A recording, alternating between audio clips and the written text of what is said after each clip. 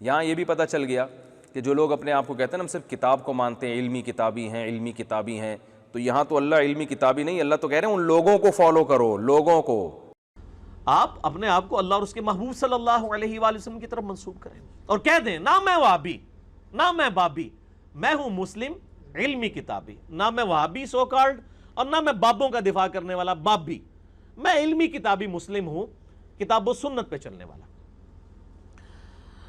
اور یہ میں اکثر ایک تلخ داستان ہے جو میں نے بتائی ہے، آپ یوٹیوب پہ جا کے میرا کلپ لکھیں بریلوی دیوبندی اہل حدیث جنگ، جس میں نے یہ ساری باتیں بتائی ہیں کہ جن بزرگوں کو بڑا پازیٹیولی پیش کیا جاتا ہے نا، جی پرانے بزرگ تو بڑے آپس میں شیر و شکر تھے اور یہ بعد والے لوگ لڑ پڑے، نہ یہ بعد والے تو بڑے اچھے ہیں ان سے میرے بھائی۔ امام احمد بریلوی المتوفا 1340 ہجری، انہوں نے یہ کتاب لکھی ہے تمہید ایمان اور حسام الحرمین، یہ اکٹھی کتاب ہے ان کی۔ حسام الحرمین، حرمین کی تلوار، جس میں انہوں نے 5 علماء دیوبند کو کافر ڈکلیئر کیا، ان کی عبارات پہ کفر کے فتوے لگائے۔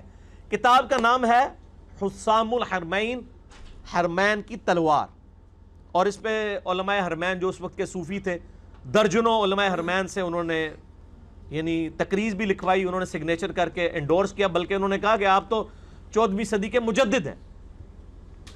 یہ 1905 میں کتاب لکھی گئی حسام الحرمین۔ اس میں انہوں نے جو الفاظ استعمال کیے ہیں میں مختصراً آپ کو بتا دیتا ہوں۔ انہوں نے یعنی لکھتے ہیں کہ چوتھا فرقہ وہابیہ شیطانیہ ہے، یعنی وہ وہابی سو کارڈ جو ایک ٹرم ہے، انہوں نے یعنی دیوبند کو اور اہل حدیث کو ایک ہی لاٹھی سے ہانک دیا، اور وہ رافضیوں کے فرقہ شیطانیہ کی طرح ہیں، وہ شیطان اتاق کے پیروکار ہیں، یعنی وہ کہتے ہیں رافضی جو سیدنا ابوبکر و عمر رضی اللہ تعالی عنہما وعلیہم السلام کو برا بھلا کہتے ہیں، ان کو امام جعفر نے کہا تھا یہ شیطان اتاق کے پیروکار ہیں، تو انہوں نے کہا وہ تو شیطان اتاق کے پیروکار ہیں، جبکہ جو وہابی دیوبندی شیطان جن کو انہوں نے کہا یہ شیطان آفاق ابلیس لعین کے پیروکار ہیں، اور یہ بھی اسی تکذیب خدا کرنے والے رشید احمد گنگوئی کے دم چھلے ہیں کہ اس نے اپنی کتاب براہین قاطع میں تصریح کی ہے، اور آگے وہ انہوں نے پورا اپنا پوائنٹ آف ویو لکھا۔ اس کے بعد انہوں نے جو اس کو کنکلوڈ کیا ہے، اللہ معافی دے، خلاصہ کلام یہ ہے کہ یہ سب کے سب کافر و مرتد ہیں۔ کافر ہیں یعنی بریلوی کے علاوہ جتنے ہیں، دیوبند ہیں، اہل حدیث ہیں، شیعہ ہیں، سب کے سب کافر اور مرتد۔ مرتد کا مطلب ہے اسلام چھوڑ گئے ہیں، واجب القتل ہیں، یہ بزرگوں کی پازیٹیونیس۔ مرتد ہیں اجماع امت، اسلام سے خارج ہیں، وہ کہتے ہیں اجماع ہو چکا ہے، اجماع سے مراد ان کے اپنا اجماع ہوا۔ اور بے شک بزازیہ اور فتاوی خیریہ اور مجمع الانہر اور در مختار وغیرہ کتابوں میں ایسے کافروں کے حق میں فرمایا گیا کہ جو ان کے کفر اور عذاب میں شک کرے خود کافر، یعنی تسی سارے کافر جڑے انہوں نے کافر نہیں کہو گے۔ اور شفا شریف میں ہے، شفا شریف 544 ہجری میں فوت ہوئے قاضی ایاز، اس زمانے پائی بریلوی دیوبندی ایک تھے مطلب مصیبتیں ایسا، ہم اسے کافر کہتے ہیں جو ایسے کو کافر نہ کہے جس نے ملت اسلام کے سوا کسی ملت کا اعتقاد کیا یا ان کے بارے میں توقف کیا کرے یا شک لائے۔ انہوں نے کہا یہ سب کے سب فارغ ہو گئے۔ اچھا، یہ کتاب 1905 میں لکھی۔ یہ کتاب جب حرمین والوں نے فتوے لگائے تو ادھر پھر دیوبندیوں کو مصیبت ہوئی، انہوں نے 26 سوال عربی میں لکھ کے نا علماء حرمین نے دیوبند مدرسے میں بھیجے کہ سر یہاں سے تو آپ بریلوی صاحب نے بتایا آپ سے بڑے تو کوئی گستاخ ہی کوئی نہیں ہے، تو آپ ذرا کلیریفیکیشن دیں۔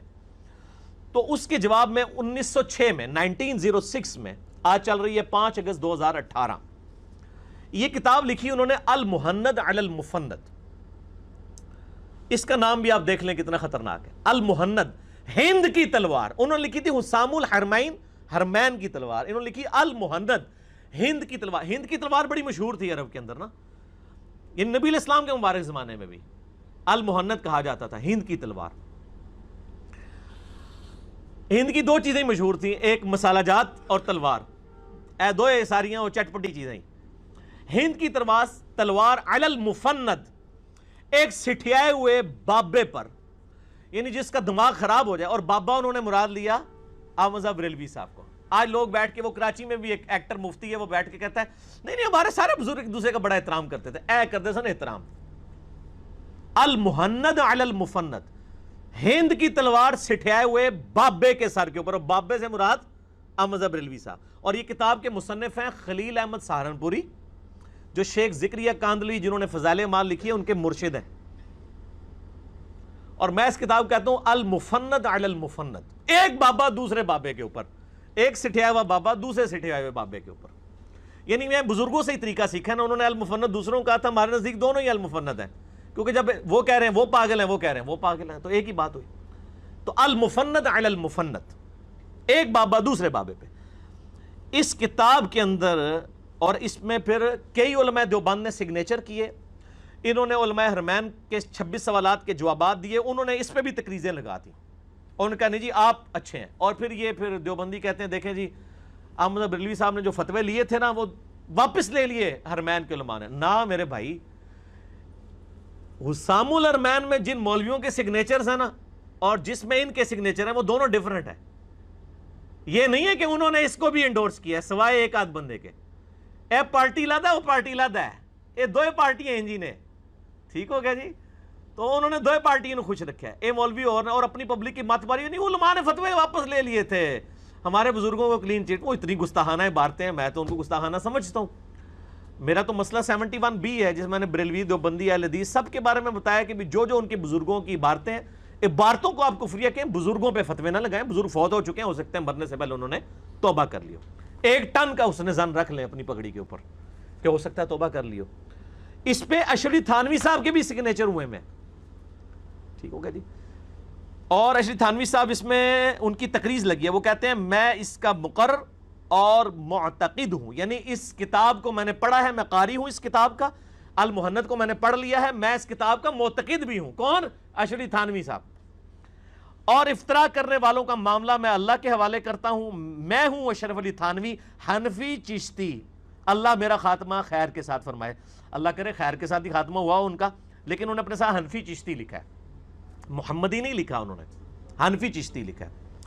ٹھیک ہو گیا جی. یہ انہوں نے تقریز لگائی اس کتاب پہ. اچھا، اس کتاب میں بھی دیکھیں، کہتے ہیں نہیں ہمارے علماء دیوبند تو ماشاءاللہ بڑی سافٹ لینگویج استعمال کرتے تھے. یہ سنیں، وہ احمد رضا بریلوی صاحب کی جماعت کو کیا کہتے ہیں، اپنے پہلے بزرگوں کا ذکر کیسے کر رہے ہیں. وہ کہتے ہیں چونکہ ہمارے مشائخ رضی اللہ عنہم، علماء دیوبند کو انہوں نے کہا رضی اللہ عنہم، احیاء سنت میں سعی کرتے اور بدعت کی آگ بجھانے میں مستعد رہتے تھے، اس لیے شیطانی لشکر کو ان پر غصہ آیا. شیطانی لشکر کون؟ احمد رضا بریلوی اور ان کی جماعت. یعنی دیوبندیوں کے بزرگ بریلویوں کے بزرگوں کو شیطان سے کم ٹائٹل نہیں دیتے، اور ظاہر ہے اس سے بڑا بھی ٹائٹل کوئی نہیں کہ آپ کسی کو شیطان ڈکلیئر کرتے. شیطانی لشکر کو ان پر غصہ آیا اور ان کے کلام میں تحریف کر ڈالی اور ان پر بہتان باندھے، طرح طرح کے افتراء اور خطاب وہابیت کے ساتھ متہم کیا. انہوں نے کہا کہ ہمیں خام خواہ وہابی کہتے ہیں، ہمارا کوئی وہابیوں سے تعلق نہیں ہے، ہمیں احمد رضا بریلوی نے جھوٹا الزام لگایا.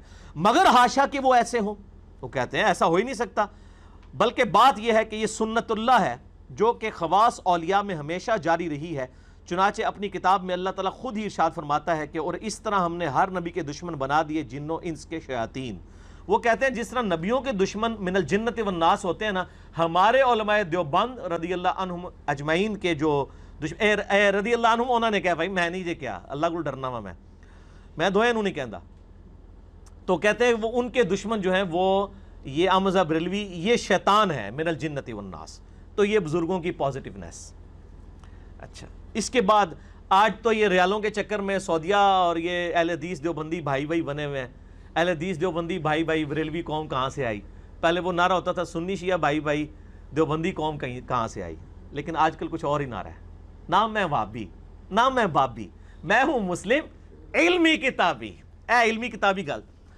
یہ انہوں نے یعنی محمد بن عبد الوہاب صاحب کو، جن کو سعودیہ والے مجدد مانتے ہیں اور اہل حدیث بھی مجدد مانتے ہیں، ان کے اوپر انہوں نے کہا یہ خوارج کی ایک جماعت ہے، جنہوں نے جو ہے وہ امام وقت کے اوپر خروج کیا. اور انہوں نے کہا جو فتاوی شامی میں ابن عابدین شامی نے جو کچھ لکھا، ہمارا وہی عقیدہ ہے، یہ خوارج کی ایک جماعت ہے.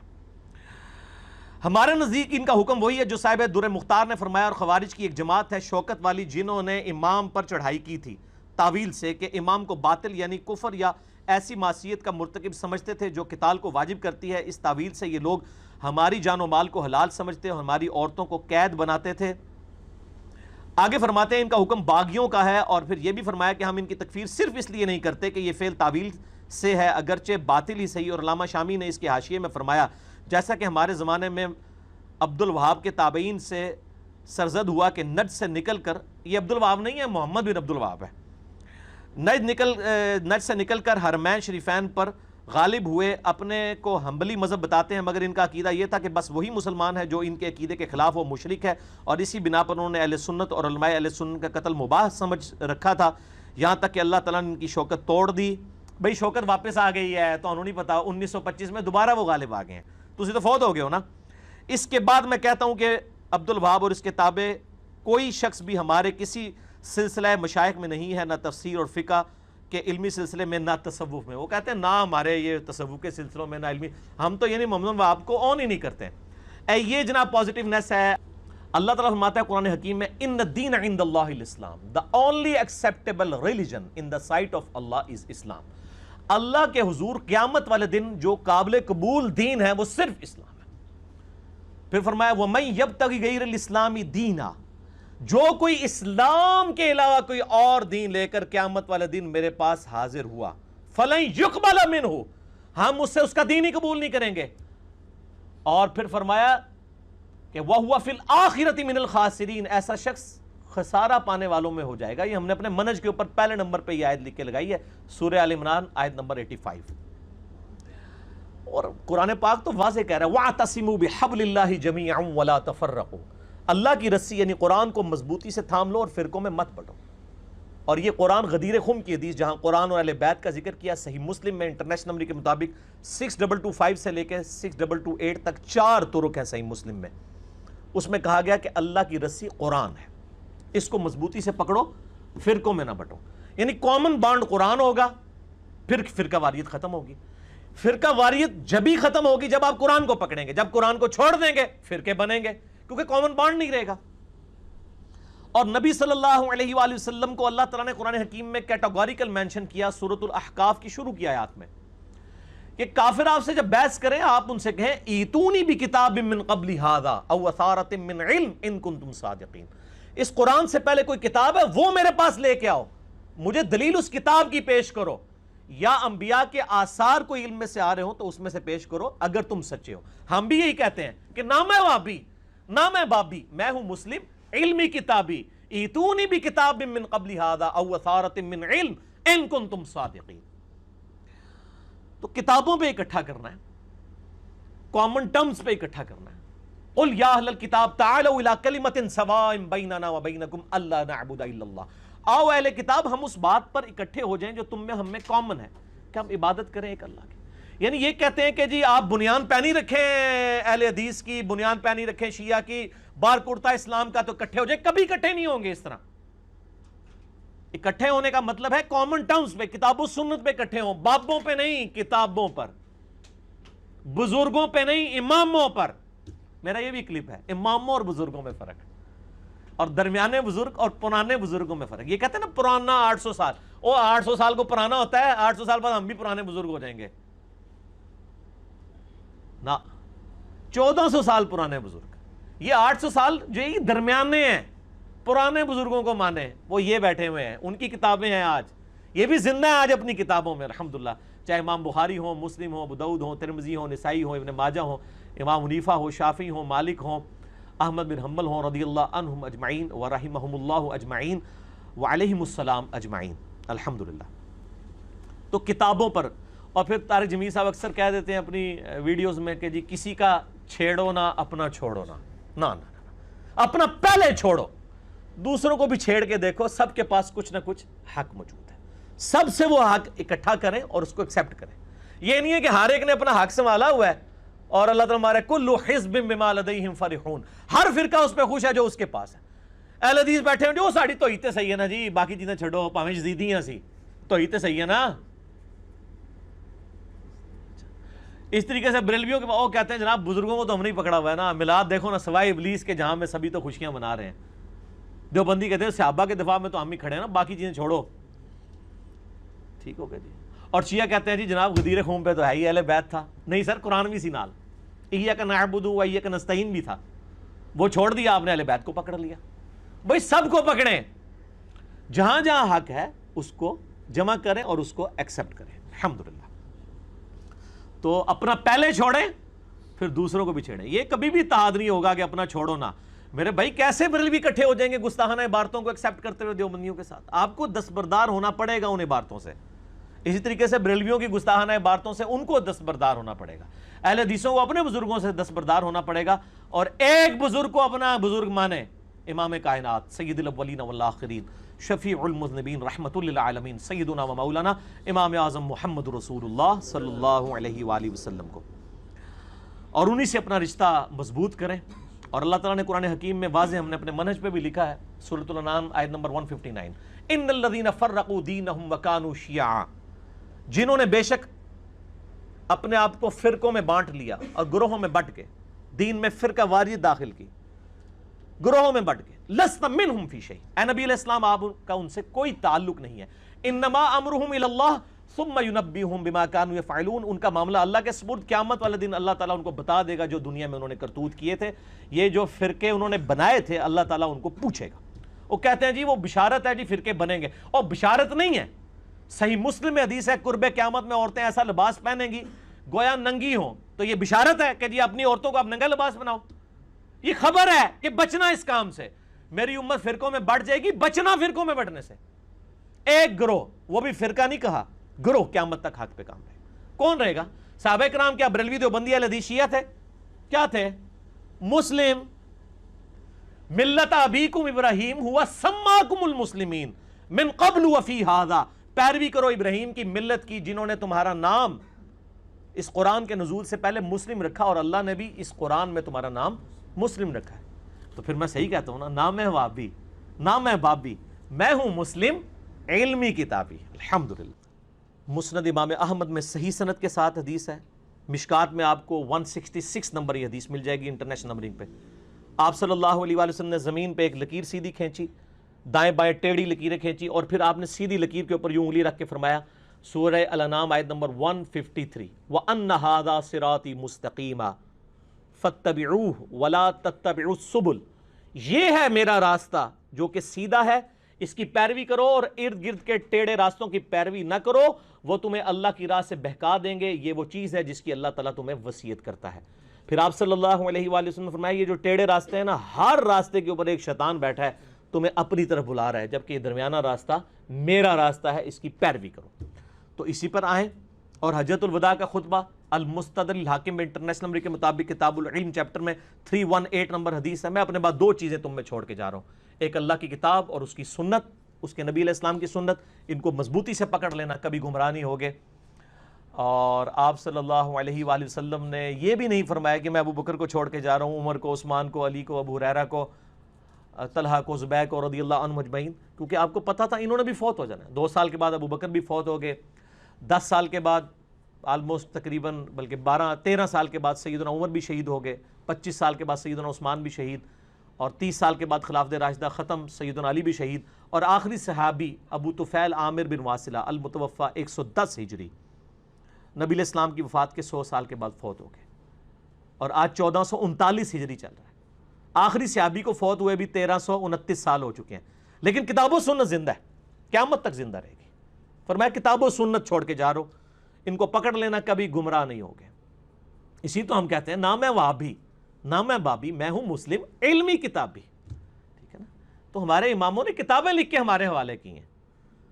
اور پھر غدیر خم کی حدیث جو 4 حدیثیں اوپر تلے ہیں صحیح مسلم میں 6225 سے 6228 تک، آپ صلی اللہ علیہ وآلہ وسلم نے اپنی وفات سے تقریباً آپ سمجھ لیں 2.5-3 مہینے پہلے حجۃ الوداع سے واپسی پر خم نامی گاؤں میں خطبہ دیا، اور کنکلوڈنگ گفتگو ہے، اے لوگو آگاہ ہو جاؤ، میں بھی ایک انسان ہوں، قریب ہے کہ اللہ کا قاصد یعنی موت کا فرشتہ میرے پاس آئے اور میں اس کی دعوت کو قبول کر لوں.